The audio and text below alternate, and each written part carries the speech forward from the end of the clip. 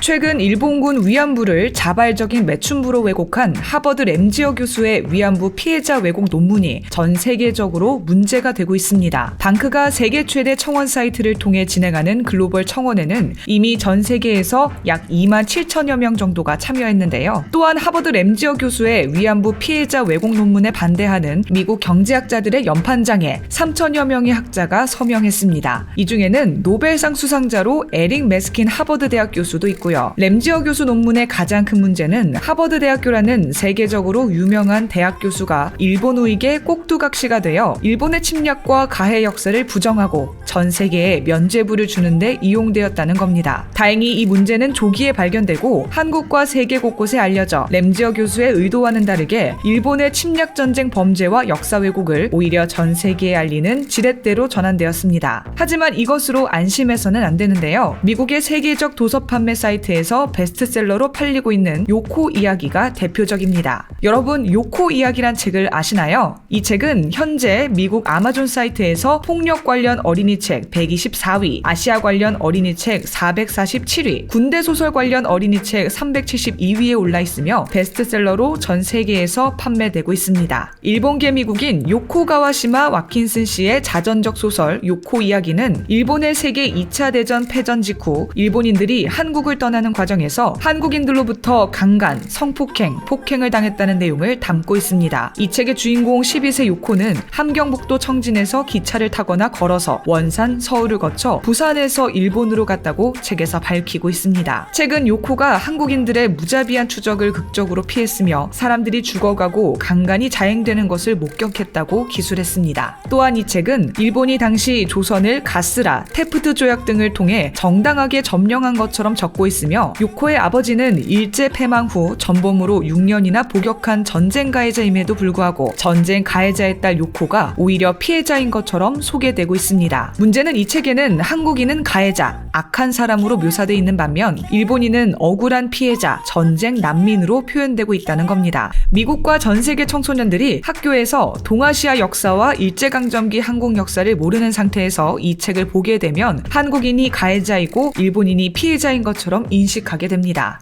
저자는 일본판 안네 프랑크의 일기라며 실화 소설임을 책 홍보에 강조하지만 실제로는 착한 일본인, 나쁜 한국인의 인상을 줄 정도로 왜곡이 심각합니다. 무엇보다 이 책을 통해 일본의 전쟁 범죄는 미국 사회에 세탁이 되고 한국인이 가해자로 일본인은 피해자로 둔갑되고 있는 겁니다. 이 책은 과거 오랫동안 전쟁의 참상을 생생히 묘사하고 문학성이 우수하다는 이유로 미국 학교와 교사, 청소년들을 위한 반전 교재로 사용되었는데요. 이 책은 미국에서 6에서 8학년 언어사회 부문 추천도서, 필독서로 추천되고 있으며 특히 미국 교사들을 위한 지도 지침서 등에도 소개된 바 있습니다. 비록 요코 이야기는 2007년 미주 한인동포들 중심으로 항의운동을 추진해 미국 캘리포니아주 정부가 요코 이야기를 학교 교재에서 퇴출시켰지만 아직 미국의 다른 주까지 해결된 것은 아닌데요. 현재 아마존 책 소개 부문에는 이 책을 소설이 아니라 실화로 소개되고 있습니다. 패전국 퇴각국민으로서 일본 소녀가 겪은 공포의 경험을 소개하면서 은근히 전쟁 가해자인 일본을 피해자로 둔갑한 것은 명백한 역사 왜곡인데요. 또한 이 책의 저자는 이 책이 자신의 경험을 바탕으로 한 소설이라고 말하지만 이 책을 소개하는 내용에는 실화로 표기되고 있어 독자들이 오해를 하게 됩니다. 이 책은 제목부터가 왜곡입니다. 이 책의 제목은 대나무숲 저 멀리서. 하지만 요코가 살았던 함경북도 지역에는 대나무가 숲을 이룰 수 없었습니다. 대나무는 북방 한계선 촬영 산맥인 아열대성 식물인데요. 최근 또 요코가 살던 함경북도 나남 지역에 날아온 미국 B-29의 공습을 뒤로하고 한밤중에 기차를 탔다고 묘사했습니다. 하지만 미군은 당시 한반도를 직접 폭격한 사실조차 없습니다. 당시 B-29는 비행거리상 한반도 북부에는 공습할 형편조차 안 되었는데요. 요코는 성폭행이 많아 모녀가 남자로 위장하기 위해 가슴을 싸매고 서서 소변을 봤다고 밝혔습니다. 하지만 일제는 패망 후에도 미군이 진주하는 그해 9월 9일까지 여전히 남한 내에서 무장을 해제하지 않았으며 도리어 해방을 환영하던 한국인들이 일본군에 의해 살해당하는 일까지 있었습니다. 현재 아마존 사이트에서 소개된 이 책의 주요 내용에는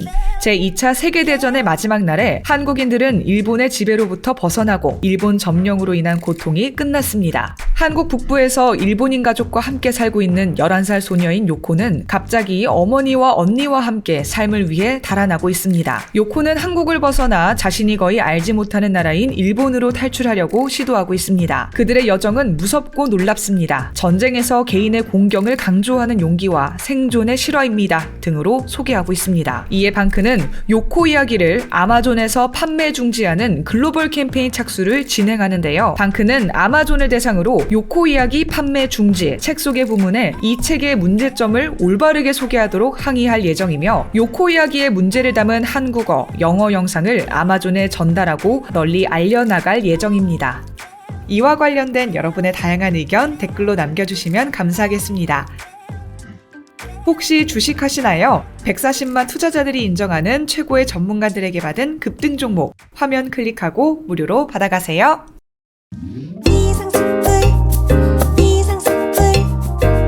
주식을 모르면 이상스쿨. 주식 모르니 이상스쿨.